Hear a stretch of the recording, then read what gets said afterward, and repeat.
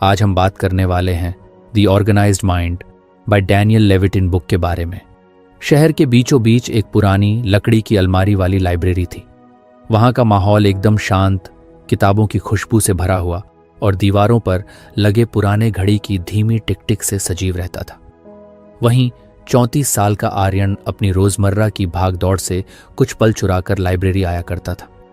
आर्यन एक IT professional था और उसकी जिंदगी का हर दिन स्क्रीन, कोड्स और मेल्स के बीच उलझा रहता। उस दिन आर्यन ने लाइब्रेरी की एक शेल्फ से एक किताब निकाली जिसका नाम था the organised mind, thinking straight in the age of information overload. किताब का टाइटल उसे एकदम अपनी ओर खींच लाया। उसे लगा शायद ये किताब उसे उसकी अपनी उलझनों का हल दे सके। किताब का पहला चैप्टर पढ़ना शुरू करते ही उसे ऐसा लगा जैसे ये उसी की जिंदगी के बारे में लिखा गया हो। Understand limits of your attentional system किताब के पहले पन्ने पर मोटे अक्षरों में लिखा था। आर्यन ने सोचा, अटेंशनल सिस्टम, ये क्या भला है? लेकिन जैसे जैसे उसने पढ़ना शुरू किया उसकी आंखें खुलने लगीं। लेखक डैनियल लेविटिन ने बताया कि हमारा दिमाग हर समय हर चीज पर ध्यान नहीं दे सकता। आर्यन ने पढ़ा, your brain has a limited capacity to focus and multitasking is not as productive as people think it is. उसने एक गहरी सांस ली। उसे याद आया कि कैसे ऑफिस में वो एक साथ 3-4 काम करता रहता था। एक तरफ ईमेल खोलकर पढ़ रहा होता, दूसरी तरफ किसी क्लाइंट से कॉल पर होता और उसी बीच कोड लिखने की कोशिश करता। तो मैं इतने दिनों से गलत कर रहा हूं? उसने खुद से सवाल किया। उसने पढ़ाई जारी रखी। किताब में लिखा था कि हर बार जब हमारा दिमाग एक काम से दूसरे पर स्विच करता है तो कॉग्निटिव कॉस्ट होती है। इसका मतलब ये हुआ कि जब भी आर्यन कोडिंग छोड़कर मेल का जवाब देने बैठता तो उसका दिमाग उस स्विच के प्रोसेस में कुछ ऊर्जा और समय खो देता।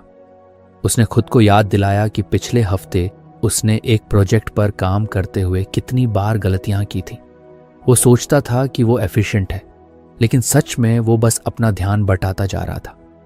आर्यन ने किताब बंद की और आंखें बंद करके अपनी कुर्सी पर कुछ पीछे झुक गया। लाइब्रेरी का शांत माहौल उसे सोचने पर मजबूर कर रहा था। उसे लगा, क्या सच में मेरी पूरी जिंदगी इंफॉर्मेशन ओवरलोड की वजह से खराब हो रही है? वो अपने कॉलेज के दिनों को याद करने लगा जब उसे सिर्फ एक चीज पर ध्यान देना होता था, चाहे वो पढ़ाई हो, क्रिकेट खेलना हो या दोस्तों के साथ गप्पे मारना। अब जिंदगी इतनी उलझ गई थी कि वो एक पल भी शांत होकर किसी एक चीज पर फोकस नहीं कर पाता। उसने किताब फिर से खोली। लेखक ने एक प्रैक्टिकल तरीका बताया था, batch similar tasks to minimise the cost of task switching. Aryan ने सोचा, शायद मुझे भी कुछ ऐसा ही करना चाहिए। उसने मन ही मन प्लान बनाया। उसने तय किया कि वो अब ईमेल्स सिर्फ दिन में 2 बार चेक करेगा और बाकी समय कोडिंग पर ध्यान देगा। उसने अपनी घड़ी देखी। लाइब्रेरी बंद होने का समय हो गया था। उसने किताब को वापस शेल्फ पर रखने की बजाय उसे लाइब्रेरी से इश्यू करवा लिया।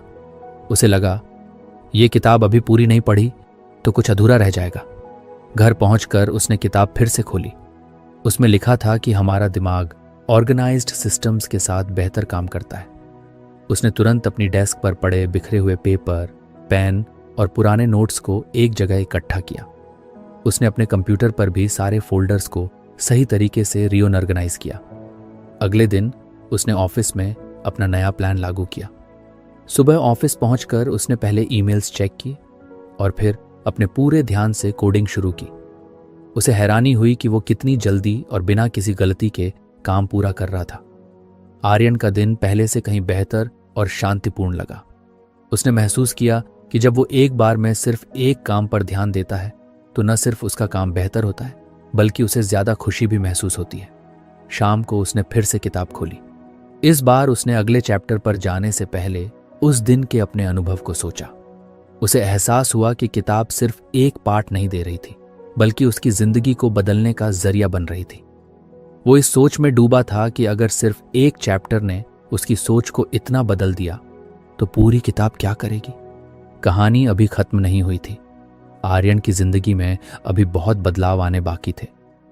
शायद ये किताब सिर्फ मेरे दिमाग को नहीं बल्कि मेरी पूरी जिंदगी को रीऑर्गेनाइज कर देगी, उसने मुस्कुराते हुए सोचा। आर्यन अगले दिन शाम को घर पहुंचा तो थका हुआ महसूस कर रहा था, लेकिन उसकी लाइफ में एक नई उम्मीद जग चुकी थी। किताब के पहले पार्ट ने उसे सोचने पर मजबूर कर दिया था। उसने महसूस किया कि जिंदगी को सही तरीके से चलाने के लिए सिर्फ मेहनत नहीं, बल्कि सही तरीके से सोचना और काम करना भी जरूरी है। वो जैसे ही कुर्सी पर बैठा, उसने किताब उठाई और दूसरा चैप्टर खोल लिया। Organise external environments to aid memory. उसने धीरे से पढ़ा। आर्यन कुछ ठिठक गया। उसने सोचा, एक्सटर्नल एनवायरनमेंट, ये किस चीज की बात हो रही है? लेकिन जैसे जैसे उसने पढ़ना शुरू किया, सारी बातें साफ होने लगी। लेखक ने लिखा था कि हमारा दिमाग सीमित क्षमता वाला है। हर चीज याद रखने की कोशिश करना न सिर्फ थकाऊ है, बल्कि अनावश्यक भी। आर्यन को पिछले हफ्ते की वो सुबह याद आई जब वो ऑफिस के लिए लेट हो रहा था और अपनी चाबियां ढूंढने के लिए पूरे घर को सिर पर उठा लिया था। अगर आपको हमारी फ्री समरी अच्छी लगती है तो आप हमारे चैनल को सब्सक्राइब कर सकते हैं, हमारी मेंबरशिप खरीद सकते हैं या हमें यूपीआई के थ्रू सपोर्ट कर सकते हैं। अब समरी पर वापस चलते हैं। तो मैं वही कर रहा हूं जो इस किताब में अवॉइड करने को कहा गया है, उसने खुद से कहा। लेखक ने सलाह दी थी कि छोटी छोटी चीजों के लिए सिस्टम बनाना चाहिए। उदाहरण के लिए चाबियों और चश्मे जैसी चीजों के लिए एक फिक्स जगह होनी चाहिए। इससे हमारा दिमाग बार बार उन्हीं चीजों को याद करने में समय बर्बाद नहीं करता। आर्यन ने किताब में पढ़ा, writing down tasks and ideas rather than trying to remember them helps declutter the mind and enhances focus. मतलब मुझे अपनी याददाश्त के भरोसे रहने की जरूरत नहीं है, उसने खुद से सवाल किया। उसने किताब बंद की और अपने कमरे का मुआयना करने लगा। उसकी डेस्क पर कागजों का ढेर, बिखरे हुए पेन और फोन चार्जर पड़ा हुआ था। वो मुस्कुराया। किताब की बात सही है, मेरा दिमाग बिखरी हुई चीजों के बीच खुद बिखर जाता है। उसने फौरन अपनी डेस्क साफ करना शुरू किया। कागजों को अलग अलग फोल्डर में रखा, पेन को पेन होल्डर में डाला और चार्जर को सही जगह पर रख दिया। इसके बाद उसने अपनी चाबियों के लिए एक छोटी सी ट्रे निकाली और तय किया कि अब से वो चाबियां वहीं रखेगा। आर्यन ने महसूस किया कि इन छोटी छोटी चीजों से उसे कितना सुकून मिल रहा है। उसने मन ही मन तय किया कि अगले दिन से वो ऑफिस में भी अपना वर्क स्पेस रीऑर्गेनाइज करेगा। लेकिन किताब में सिर्फ चीजें रखने की बात नहीं थी। लेखक ने बताया था कि कैसे लिखना भी एक असरदार तरीका है। दिमाग में सारी बातें रखने के बजाय उन्हें कहीं लिख लेना हमारी याददाश्त पर से दबाव कम करता है। आर्यन को याद आया कि जब वो कॉलेज में था तब कैसे नोट्स बनाता था और हर चीज का रिकॉर्ड रखता था। अब वो सब भूल गया था। उसने अपनी नोटबुक उठाई और उसमें वो सारे छोटे बड़े काम लिख दिए जो उसे अगले दिन करने थे। उसने महसूस किया कि ऐसा करने से उसका दिमाग खाली और हल्का महसूस कर रहा था। अगले दिन ऑफिस में उसने वही किया। उसने अपनी डेस्क को साफ सुथरा रखा और अपने कंप्यूटर पर भी एक टू डू लिस्ट बनाई। उसने दिन के पहले ही घंटे में अपने सारे ईमेल्स के जवाब दे दिए और फिर अपने कोडिंग प्रोजेक्ट पर काम शुरू कर दिया। उसने महसूस किया कि उसकी प्रोडक्टिविटी बढ़ गई थी। शाम को घर लौटते वक्त उसने सोचा, क्या ये सब सिर्फ एक किताब की वजह से हो रहा है? उसे लगने लगा था कि वो अपनी जिंदगी में कुछ बड़ा बदलाव ला रहा है। रात को उसने फिर से किताब खोली। लेखक ने एक और महत्वपूर्ण बात कही थी, हमारी याददाश्त हमारे पर्यावरण से बहुत प्रभावित होती है। अगर हमारा आसपास का माहौल बिखरा हुआ है तो हमारा दिमाग भी बिखरा हुआ महसूस करता है। आर्यन ने किताब बंद की और अपने पूरे घर को देखने लगा। उसे महसूस हुआ कि सिर्फ उसकी डेस्क ही नहीं, बल्कि पूरा घर एक रीऑर्गेनाइजेशन की मांग कर रहा था। उसने सोचा कि वो वीकेंड पर घर की सफाई और चीजों को सही जगह रखने का प्लान करेगा। वो किताब के दूसरे पार्ट से भी उतना ही प्रभावित हुआ था जितना पहले से। उसे लगने लगा था कि अगर उसने इस किताब के सारे लेसन्स अपनी जिंदगी में लागू कर लिए तो शायद वो वही इंसान नहीं रहेगा जो आज है। उसकी सोच और आदतें पूरी तरह बदल जाएंगी। आर्यन को अब हर रात इस किताब के साथ बिताना अच्छा लगने लगा था। उसे यकीन हो गया था कि यह सिर्फ एक किताब नहीं, बल्कि उसके लिए एक गाइड बन चुकी है। आर्यन की दिनचर्या अब धीरे धीरे बदलने लगी थी। पहले वो हर सुबह बेमन और घबराहट में शुरू करता था, लेकिन अब उसकी सुबहों में एक अजीब सी शांति और उत्साह आ गया था। द ऑर्गेनाइज्ड माइंड की सलाह मानते हुए उसने अपनी चीजों को व्यवस्थित करना और अपनी लाइफ को कुछ सरल बनाना शुरू कर दिया था। लेकिन वो जानता था कि सफर अभी लंबा है। उस शाम ऑफिस से लौटने के बाद उसने अपनी आदत के मुताबिक किताब उठाई। तीसरा चैप्टर था प्रायोरिटाइज टास्क्स इफेक्टिवली। आर्यन के दिमाग में जैसे घंटी बज उठी। उसने खुद से कहा, यही तो मेरी सबसे बड़ी समस्या है। मुझे कभी समझ ही नहीं आता कि क्या पहले करूं और क्या बाद में। पढ़ते हुए उसने समझा कि हमारी दिन भर की ऊर्जा और निर्णय लेने की क्षमता सीमित होती है।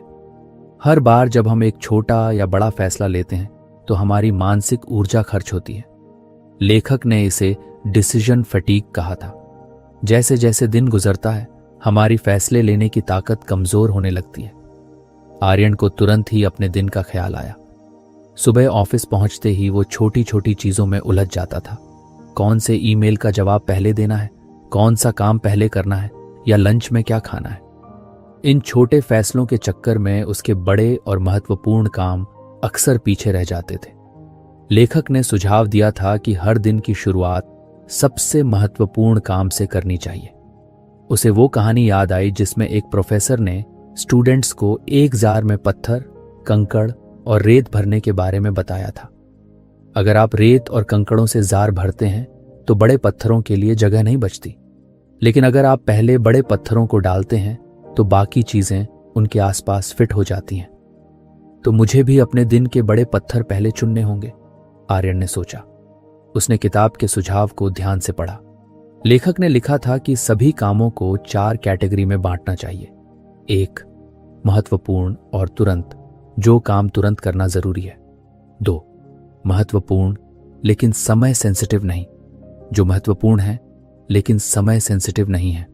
3, महत्वपूर्ण नहीं लेकिन अर्जेंट, जो तुच्छ है लेकिन तुरंत ध्यान खींचते हैं। 4, not important and not urgent, जिन्हें इग्नोर किया जा सकता है। आर्यन ने अपनी नोटबुक निकाली और अब जैसे कि हर छोटी ईमेल का तुरंत जवाब देना या मीटिंग्स की प्लानिंग। अगली सुबह उसने अपनी नई रणनीति आजमाई। ऑफिस पहुंचते ही उसने अपनी लिस्ट देखी और सबसे पहले इंपॉर्टेंट एंड अर्जेंट टास्क पर काम करना शुरू किया। वो एक महत्वपूर्ण कोडिंग प्रोजेक्ट था जो पिछले कुछ दिनों से अटका हुआ था। उसने ईमेल्स और दूसरी चीजों को इग्नोर किया और पूरे 2 घंटे सिर्फ उसी प्रोजेक्ट पर ध्यान दिया। 2 घंटे बाद उसने खुद को तरोताजा महसूस किया। ये तो सच में काम कर रहा है, उसने खुद से कहा। उसने महसूस किया कि जब उसने सबसे कठिन और जरूरी काम पहले कर लिया तो बाकी चीजों के लिए वो ज्यादा रिलैक्स महसूस कर रहा था। शाम को जब वो घर पहुंचा तो उसने अपनी दिन भर की प्रगति को देखा। उसने महसूस किया कि जब हम छोटे और गैर जरूरी फैसलों को छोड़ देते हैं तो हमारा दिमाग बड़ा सोचने और बेहतर काम करने के लिए खुला रहता है। रात को किताब पढ़ते हुए उसे एक और महत्वपूर्ण बात समझ आई। लेखक ने कहा था कि हमारे दिमाग को बार बार टास्क स्विच करने से बचाने के लिए हमें समय और ऊर्जा को सही तरीके से बांटना चाहिए। उदाहरण के लिए, ईमेल्स के लिए दिन में 1 या 2 बार का समय तय करना, बजाय इसके कि हर 10 मिनट पर कुछ न कुछ करना। मिनट में मेल चेक करते रहें। आर्यन ने अगले दिन के लिए एक नया नियम बनाया। उसने तय किया कि वो सुबह 10 बजे और फिर शाम को 4 बजे ही ईमेल्स चेक करेगा। बाकी समय वो अपने मुख्य कामों पर ध्यान देगा। उसने महसूस किया कि इस एक छोटे से बदलाव ने उसकी प्रोडक्टिविटी को अगले स्तर पर पहुंचा दिया। धीरे धीरे आर्यन की जिंदगी में एक पैटर्न बनने लगा। हर दिन की शुरुआत सबसे महत्वपूर्ण काम से होती, फिर दूसरे कामों पर ध्यान दिया जाता। उसने देखा कि इस बदलाव ने न सिर्फ उसके काम को बेहतर बनाया बल्कि उसकी मानसिक शांति भी लौटने लगी थी। आर्यन को अब समझ आने लगा था कि जिंदगी को बेहतर बनाने का मतलब हर चीज पर काम करना नहीं है, बल्कि ये समझना है कि कौन से काम वाकई मायने रखते हैं और उन्हीं पर अपनी ऊर्जा लगानी चाहिए। उसने महसूस किया कि प्रायोरिटाइज टास्क्स इफेक्टिवली सिर्फ एक पार्ट नहीं था, बल्कि एक जीवन जीने का तरीका था। आर्यन को यकीन हो गया था कि यह किताब उसकी जिंदगी को बदलने के लिए लिखी गई थी। उसने मुस्कुराते हुए किताब को बंद किया और सोचा, अभी तो और भी लेसन्स बाकी हैं, देखते हैं आगे क्या नया सीखने को मिलता है। आर्यन अब किताब के हर नए चैप्टर को अपनी जिंदगी का हिस्सा बनाने के लिए उत्साहित रहता था। पहले 3 चैप्टर्स ने उसे सिखाया था कि उसकी जिंदगी का हर पल एक योजनाबद्ध तरीके से बेहतर बनाया जा सकता है। उसने महसूस किया था कि किताब सिर्फ उसके काम करने के तरीके को नहीं, बल्कि उसकी सोचने की प्रक्रिया और खुद के साथ उसके रिश्ते को भी बदल रही थी। उस रात उसने चौथा चैप्टर खोला, लिस्ट्स की शक्ति को स्वीकार करें। उसे यह टाइटल पढ़ते ही मजा आ गया।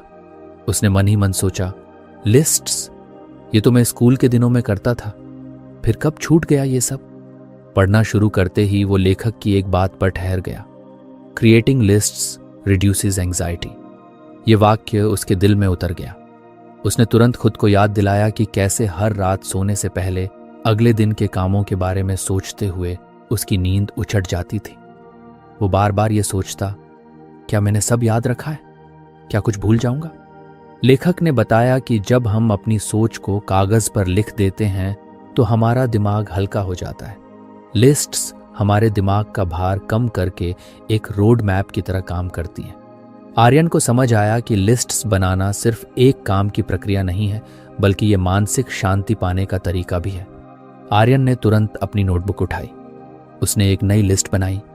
1, अगले दिन ऑफिस में जरूरी टास्क। 2, वो चीजें जो पिछले कई हफ्तों से पेंडिंग थीं।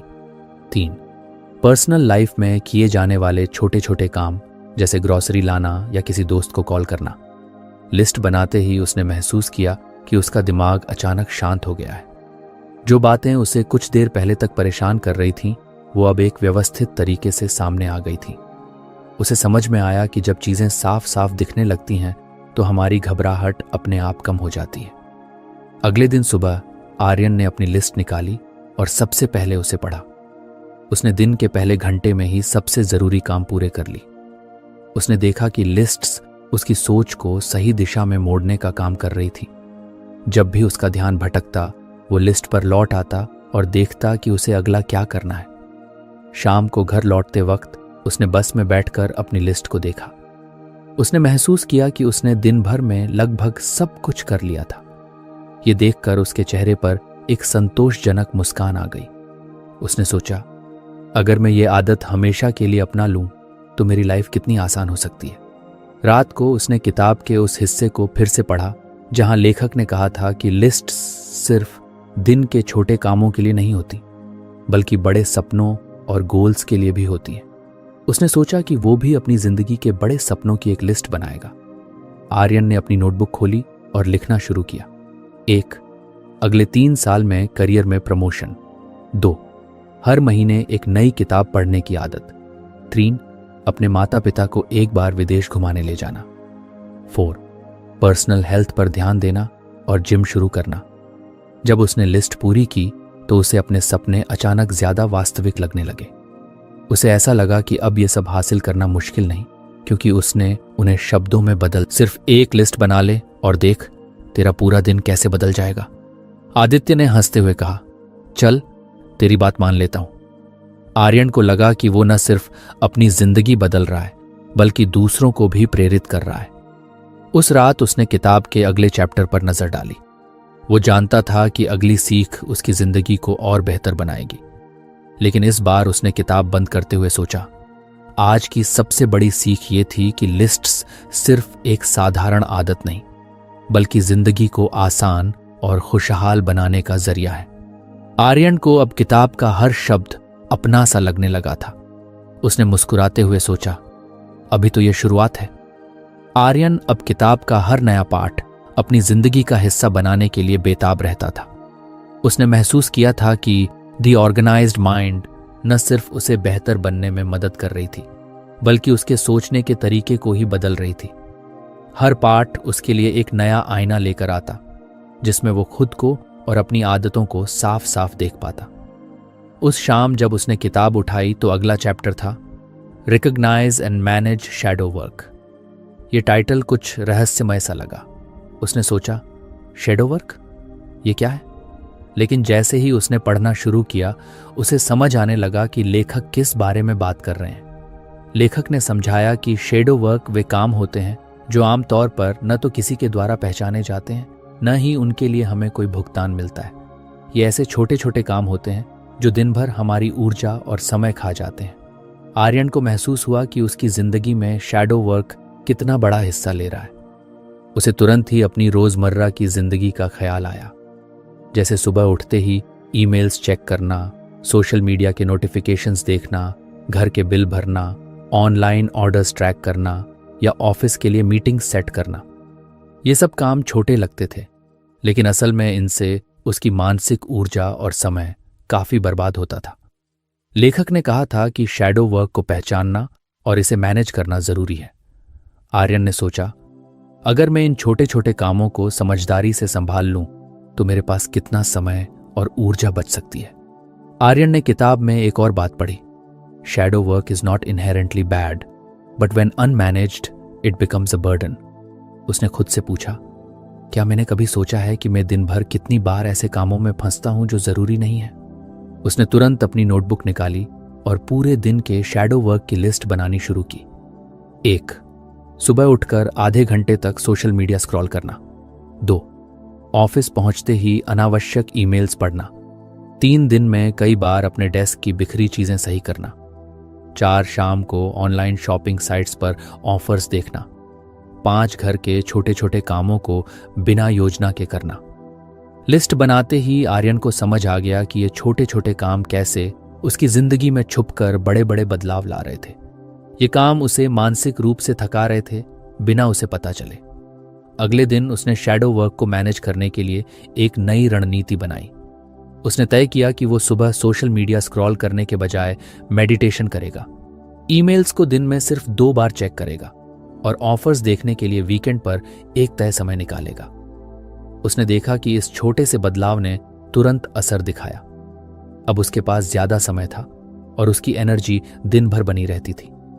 उसने महसूस किया कि शैडो वर्क को पहचानना और उसे एक सिस्टम में ढालना कितना जरूरी है। शाम को उसने अपने दोस्त आदित्य से इस बारे में बात की। उसने कहा, तुझे पता है, हमारे दिन के आधे काम ऐसे होते हैं जिनकी ना हमें जरूरत होती है ना हमें उनकी अहमियत का अंदाजा होता है। ये शैडो वर्क है और मुझे अब इसे मैनेज करना आ गया है। आदित्य ने हैरानी से पूछा, कैसे? आर्यन ने मुस्कुराते हुए जवाब दिया, बस छोटे छोटे बदलाव करके। सबसे पहले ये समझ कि तेरे दिन में कौन से काम शैडो वर्क हैं, फिर उन्हें या तो डेलीगेट कर दे या एक तय समय पर कर। उस रात जब आर्यन किताब पढ़ रहा था तो उसने लेखक की एक और बात पर ध्यान दिया। लेखक ने कहा था कि शैडो वर्क से निपटने का सबसे अच्छा तरीका है स्ट्रीमलाइनिंग रिस्पॉन्सिबिलिटीज, यानी अपनी जिम्मेदारियों को सरल बनाना। आर्यन ने तय किया कि वो अपने घर और ऑफिस में भी शैडो वर्क को कम करने की कोशिश करेगा। उसने ऑफिस में अपने सहकर्मियों से काम बांटने की योजना बनाई ताकि हर छोटी बात के लिए उसे ही सब कुछ न देखना पड़े। घर पर उसने अपनी पत्नी से बात की और दोनों ने मिलकर तय किया कि घरेलू कामों की एक स्पष्ट लिस्ट बनाएंगे और उन्हें बांट लेंगे। धीरे धीरे आर्यन को महसूस हुआ कि उसकी जिंदगी ज्यादा व्यवस्थित और संतुलित हो रही है। शैडो वर्क को पहचान कर और उसे सही तरीके से मैनेज करके उसने अपने समय और मानसिक ऊर्जा को बचाना सीख लिया था। आर्यन ने खुद से कहा, अगर मैं इस किताब के हर पाठ को अपनी जिंदगी में लागू करता रहा तो मैं सच में वो इंसान बन जाऊंगा जो हमेशा बनना चाहता था। उसने किताब को बंद किया और सोचा, अभी तो और भी सीख बाकी है, देखते हैं आगे क्या नया सीखने को मिलेगा। आर्यन की जिंदगी में अब द ऑर्गेनाइज्ड माइंड किताब एक गाइड बन चुकी थी। हर नया चैप्टर उसके लिए जैसे एक नई खिड़की खोलता, जिससे उसे खुद की और अपनी आदतों की गहराई समझ में आती। पिछला पार्ट, जिसमें उसने शैडो वर्क को पहचानने और मैनेज करने का तरीका सीख, चाहे वो हमारे जीवन के अनुभव हों, लोगों के चेहरे हों या हमारे काम से जुड़ी जानकारी, दिमाग हर चीज को कैटेगरी में बांटता है। कैटेगराइजेशन रिड्यूसेस कॉग्निटिव लोड, लेखक ने लिखा। आर्यन को यह बात तुरंत समझ आ गई। उसने सोचा, सच में अगर हर चीज बेतरतीब हो तो दिमाग कितना परेशान हो जाएगा। कैटेगराइज करके चीजों को सही जगह पर रखना दिमाग को रिलैक्स करता है। आर्यन ने अपने ऑफिस का ख्याल किया। उसकी कंप्यूटर फाइलें अक्सर बिखरी रहती थीं। डेस्कटॉप पर दर्जनों आइकन, ईमेल्स बिना किसी फोल्डर में सेव किए और पुराने प्रोजेक्ट्स की फाइलें इधर उधर। जब भी उसे किसी पुरानी फाइल की जरूरत होती तो उसे घंटों ढूंढना होता। वो अक्सर सोचता, काश मैंने इसे किसी फोल्डर में रखा होता। लेखक ने सुझाव दिया था कि डिजिटल और फिजिकल दोनों जगहों पर कैटेगराइजेशन का तरीका अपनाना चाहिए। इससे न केवल समय बचता है बल्कि मानसिक शांति भी मिलती है। आर्यन ने तुरंत अपनी डेस्कटॉप स्क्रीन खोली और फैसला किया कि वो आज ही इसे व्यवस्थित करेगा। उसने एक नई लिस्ट बनाई। 1. पुराने प्रोजेक्ट्स के लिए एक अलग फोल्डर। 2. व्यक्तिगत डॉक्यूमेंट्स के लिए एक जगह। 3. हर महीने की ईमेल्स को अलग अलग फोल्डर्स में बांटना। 4. अपने डेस्कटॉप पर सिर्फ 5 सबसे जरूरी आइकन रखना। जब उसने ये सब किया तो उसकी स्क्रीन एकदम साफ सुथरी लगने लगी। आर्यन ने महसूस किया कि सिर्फ ये छोटा सा बदलाव करने से उसका दिमाग कितना हल्का महसूस कर रहा था। उसे लगा जैसे अब उसके पास चीजों पर बेहतर नियंत्रण है। रात को जब वो किताब पढ़ने बैठा तो लेखक की एक और बात ने उसका ध्यान खींचा। लेखक ने कहा था कि कैटेगराइजेशन सिर्फ डिजिटल या फिजिकल स्पेस तक सीमित नहीं है, बल्कि इसे हमारी सोच और प्रॉब्लम सॉल्विंग स्किल्स में भी लागू किया जा सकता है। आर्यन को तुरंत अपनी ऑफिस मीटिंग्स की याद आई। जब भी कोई बड़ा प्रॉब्लम सामने आता था तो पूरी टीम अक्सर बिखरे हुए आइडियाज के साथ चर्चा करती थी। इसका नतीजा ये होता कि किसी को समझ नहीं आता कि कहां से शुरुआत करनी है। उसने सोचा, अगर हम अपने आइडियाज को कैटेगरी में बांट लें तो शायद चीजें आसान हो जाएं। अगले दिन ऑफिस में उसने ये प्रयोग किया। एक मीटिंग के दौरान उसने सबको अपने आइडियाज को 4 कैटेगरी में बांटने को कहा। 1. तुरंत हल होने वाले छोटे प्रॉब्लम्स। 2. लंबे समय के लिए प्लान किए जाने वाले काम। 3. रिसोर्सेज से जुड़े मुद्दे। 4. टीम के सदस्यों से फीडबैक की जरूरत वाले टॉपिक्स। मीटिंग के अंत तक हर चीज इतनी स्पष्ट हो चुकी थी कि पूरी टीम आर्यन की तारीफ करने लगी। उसके बॉस ने मुस्कुराते हुए कहा, यह तरीका तो वाकई मददगार है। आर्यन को अपने अंदर एक नई ताकत महसूस हुई। शाम को घर पर उसने अपने पर्सनल जीवन में भी कैटेगराइजेशन को लागू करने की सोची। उसने अपने अलमारी की तरफ देखा जहां कपड़े इधर उधर पड़े थे। उसने फैसला किया कि वो इसे भी व्यवस्थित करेगा। उसने कपड़ों को 3 कैटेगरी में बांटा, ऑफिस के कपड़े, कैजुअल कपड़े और पार्टी वियर। जब अलमारी व्यवस्थित हो गई तो उसने देखा कि अब कपड़े ढूंढना कितना आसान हो गया था। आर्यन ने खुद से कहा, कैटेगराइजेशन सिर्फ चीजों को व्यवस्थित करने का तरीका नहीं है, यह दिमाग को हल्का करने का जरिया भी है। उसने किताब के उस हिस्से को फिर से पढ़ा जहां लेखक ने लिखा था, effective categorisation helps us find information more quickly and reduces decision fatigue. Aryan ने सोचा कि यह पाठ भी उसकी जिंदगी का अहम हिस्सा बन चुका है। उसने मुस्कुराते हुए खुद से कहा, अभी तो और भी सीखना बाकी है, देखते हैं आगे की किताब क्या सिखाती है। अगले दिन ऑफिस जाते वक्त उसने अपने सहकर्मी आदित्य से कहा, भाई तुझे पता है, चीजों को कैटेगरी में बांटना सिर्फ काम को आसान नहीं बनाता, बल्कि हमारी सोच को भी साफ करता है। तू भी ट्राई कर। आदित्य ने जवाब दिया, चल आज से ही शुरू करता हूं। आर्यन को अब हर दिन किताब पढ़ने और नए पाठ को अपनी जिंदगी में लागू करने में मजा आने लगा था। उसने महसूस किया कि हर छोटी आदत जब सही तरीके से अपनाई जाती है तो जिंदगी को बेहतर बना सकती है। यह तो बस शुरुआत है, उसने सोचा, अभी तो और भी सीख बाकी है। आर्यन को अब किताब के हर चैप्टर का इंतजार रहता था। हर नया पाठ उसकी जिंदगी में कुछ ऐसा जोड़ देता जो न केवल उसे बेहतर इंसान बना रहा था, बल्कि उसकी रोजमर्रा की परेशानियों को भी हल्का कर रहा था। उस रात जब उसने किताब खोली तो अगला चैप्टर था use of designated places. Aryan ने टाइटल पढ़ा और मुस्कुरा दिया। उसे तुरंत याद आया कि कितनी बार उसने खुद को ऐसी स्थिति में पाया था जहां वो अपनी चाबी या मोबाइल ढूंढने के लिए पूरे घर में इधर उधर भाग रहा होता था। उसने सोचा, अगर इस छोटे से टॉपिक पर पूरा एक चैप्टर है तो जरूर इसमें कुछ खास होगा। जैसे ही उसने पढ़ना शुरू किया, उसे लेखक की बात ने एकदम पकड़ लिया। लेखक ने लिखा था कि the rule of the designated place not only saves time but also reduces mental clutter. Aryan ने सोचा, सच में मैं रोज कितनी बार अपनी चीजें ढूंढने में समय बर्बाद करता हूं। अगर हर चीज की एक तय जगह हो तो जिंदगी कितनी आसान हो सकती है। आर्यन को अपनी सुबह की दिनचर्या याद आई। हर दिन ऑफिस जाने से पहले वो चाबी, वॉलेट और मोबाइल चार्जर ढूंढने में परेशान हो जाता था। कभी कभी तो इतनी देरी हो जाती कि उसे घर से निकलने से पहले झुंझलाहट महसूस होती। उसने सोचा, अगर मेरी इन चीजों की एक तय जगह होती तो शायद मुझे ये परेशानी कभी ना होती। लेखक ने समझाया था कि डेजिग्नेटेड प्लेसेस जब हमें बार बार चीजें ढूंढनी पड़ती हैं तो हमारा दिमाग अनावश्यक तनाव में पड़ जाता है। उसने तुरंत ही इस आइडिया को अपनी जिंदगी में लागू करने की ठानी। उसने अपने कमरे को ध्यान से देखा और कुछ ठोस कदम उठाने का फैसला किया। 1. उसने अपने दरवाजे के पास एक छोटी टेबल रखी और तय किया कि चाबी हमेशा वहीं रखेगा।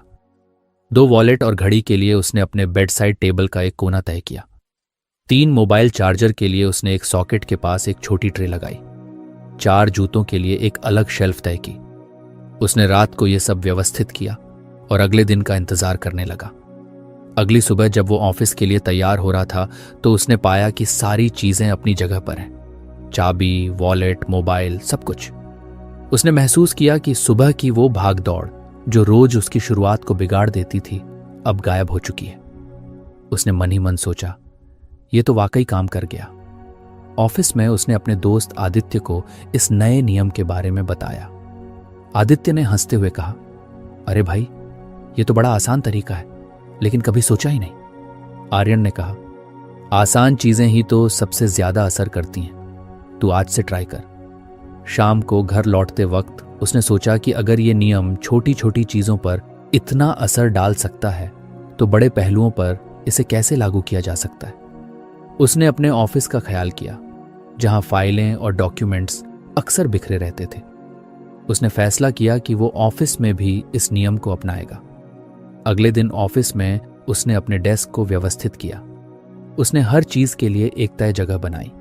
पेन और स्टेशनरी के लिए एक स्टैंड, जरूरी डॉक्यूमेंट्स के लिए एक फोल्डर, कंप्यूटर स्क्रीन के पास पोस्ट इट नोट्स के लिए एक छोटा बॉक्स, पुराने प्रोजेक्ट्स की फाइलों के लिए एक ड्रावर। सिर्फ 1 घंटे के काम ने उसकी टेबल को इतना व्यवस्थित बना दिया कि अब उसे कोई भी चीज ढूंढने में मुश्किल नहीं हो रही थी। उसने महसूस किया कि यह बदलाव न केवल उसकी प्रोडक्टिविटी बढ़ा रहा था, बल्कि उसे मानसिक शांति भी दे रहा था। शाम को घर पर उसने सोचा कि यह नियम उसके पर्सनल जीवन में और कहां-कहां लागू किया जा सकता है। उसे याद आया कि उसकी अलमारी अक्सर बिखरी रहती थी। कपड़े ढूंढने में भी काफी समय बर्बाद होता था। उसने अलमारी को व्यवस्थित करने का फैसला किया। उसने कपड़ों को कैटेगरी में बांटा और तय किया कि हर कैटेगरी का एक खास सेक्शन होगा। जब अलमारी व्यवस्थित हो गई तो उसने महसूस किया कि अब कपड़े ढूंढना भी कितना आसान हो गया है। उसे एक और बात समझ में आई, हम जितना कम समय बर्बाद करते हैं उतना ही हम बड़ी चीजों पर ध्यान केंद्रित कर सकते हैं। आर्यन ने महसूस किया कि डेजिग्नेटेड प्लेसेस का नियम सिर्फ समय बचाने का नहीं, बल्कि ध्यान केंद्रित रखने का भी एक तरीका है। रात को उसने किताब के उस हिस्से को फिर से पढ़ा जहां लेखक ने कहा था, having a consistent place for important objects not only saves time but also reduces frustration. Aryan ने खुद से कहा, अब मैं इस नियम को पूरी तरह से अपनाऊंगा। यह सिर्फ एक आदत नहीं है, बल्कि जिंदगी को सरल बनाने का तरीका है। उसने किताब को बंद किया और मुस्कुराते हुए सोचा, अभी तो बहुत कुछ सीखना बाकी है। यह सफर कितना मजेदार है। तो फ्रेंड्स, ये थी हमारी आज की बुक समरी। आपको कैसी लगी कमेंट करके जरूर बताएं और धन्यवाद आपका समरी एंड तक सुनने के लिए।